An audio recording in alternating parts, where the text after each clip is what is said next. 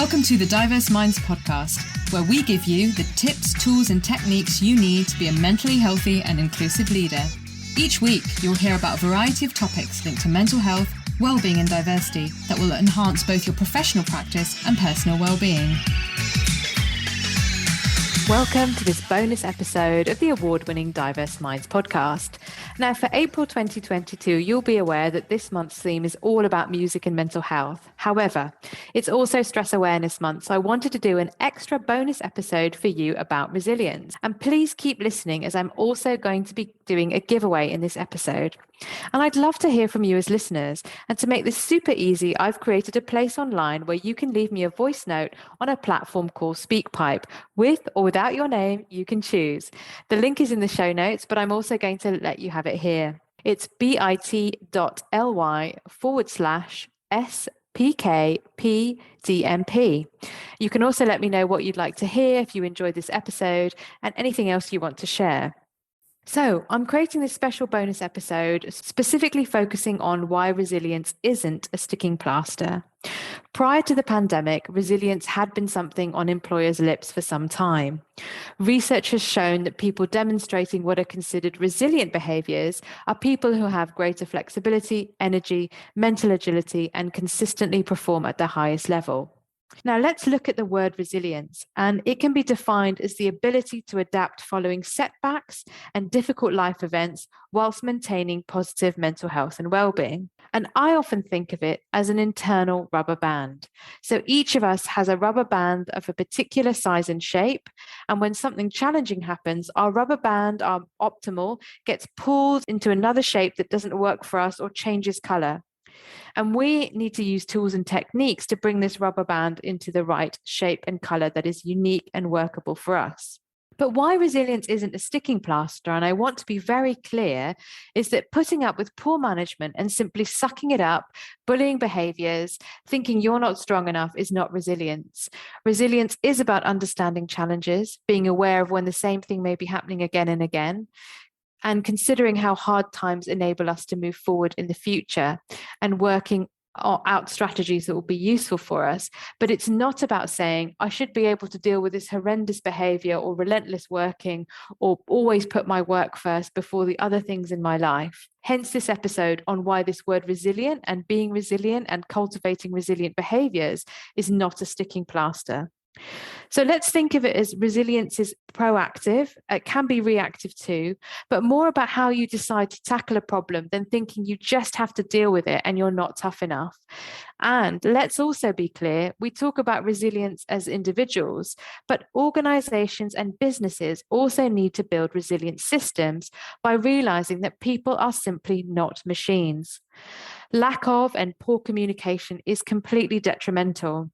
Not having clear systems in place, not being able to bring people together face-to-face, hybrid, online, not thinking about that team and camaraderie aspect, chopping and changing plans in a whimsical way plays havoc with people's well-being. It puts them on edge, as does things like micromanaging, when things take a really long time to go up the chain and then back down again. And I have so much experience of that in higher education.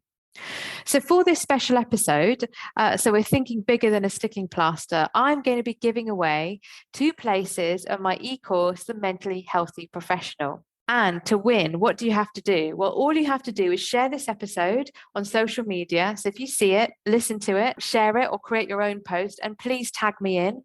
It's at Diverse Minds UK on Twitter, at Diverse Minds UK on Facebook, and Layla Okai on LinkedIn. And you could also tag in the Diverse Minds LinkedIn page at Diverse Minds UK. And you might also like to include your top tip for resilience or something that your workplace does that enhances resilient systems.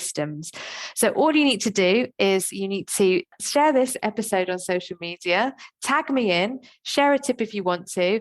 All names will go into a draw, a random generator, and I'm going to pick 2 winners for my e-course. The value is worth £57 and you'll have access for a year. And it's a really simple course. It's 4 modules, really actionable, practical tips that you can use and you can also share in your workplace. And if this is your first show, you're a regular listener, I'd really value you leaving a review on Apple Podcasts, Spotify, or wherever you listen to your podcast from and can do this. So I want to leave you with 3 quick tips before I finish today. And I'd like you to think about your energy and your time and resilience. So I want you to list up to 6 things that are draining your time. And this exercise is actually called the Teacup Energy Drainer and gives you a little glimpse into what's on the course. So firstly, list up to 6 things that are draining your time.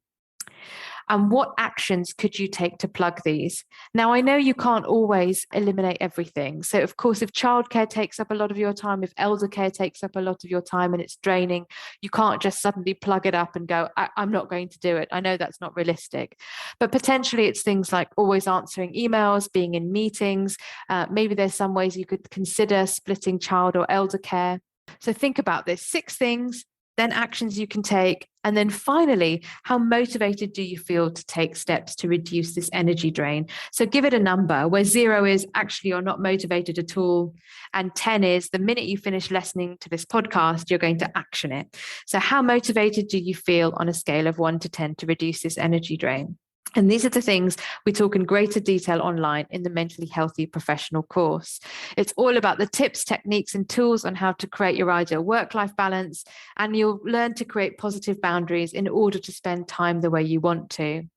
So 4 key areas: evaluate where you are with your work-life balance, learning techniques to increase your energy, discover easy-to-use time hacks, and learning how to say no assertively and set your boundaries. And remember, there are resilient behaviors and resilient actions. It's not solely on you. We can be resilient, but systems have to support that and thinking holistically. So I really hope you've enjoyed this episode, and please let me know the other topics you'd like me to talk about, questions you have for me, and I'd absolutely love to hear from you. SpeakPipe, the link is in the show notes, and I'm going to repeat it again for you now, bit.ly/SPKPDMP. And some resources for you: episode 39, Resilience and Mental Health, bit more detail, blog post on personal resilience training, my online course on Thinkific, the Mentally Healthy Professional, the Business in the Community report about mental well-being and at work, and Diverse Minds blog, How to Address Your Stress. So I really hope you enjoyed this bonus episode. As always, please get in contact with me. Let me know what you're thinking. Please email me at Layla, Leyla, at diverseminds with an S on the end.co.uk. And I really look forward to hearing from you. And don't forget, our next episode is my top 11 tracks that support your mental health. We're also going to be focusing more on music and mental health. I've got some really great and exciting episodes for you. So until then, take care, everyone. And remember, resilient thoughts and behaviors, but everything's not on you, and it's not about sucking up bad behaviors. Take care. Thanks for listening to the Diverse Minds podcast. Don't forget to subscribe on Apple Podcasts, Spotify, or wherever you access your podcasts from. You can also connect with me on Facebook, Twitter, and LinkedIn. Tune into next week's episode of the podcast, where I'll bring you more insights on mental health and inclusion. Bye for now.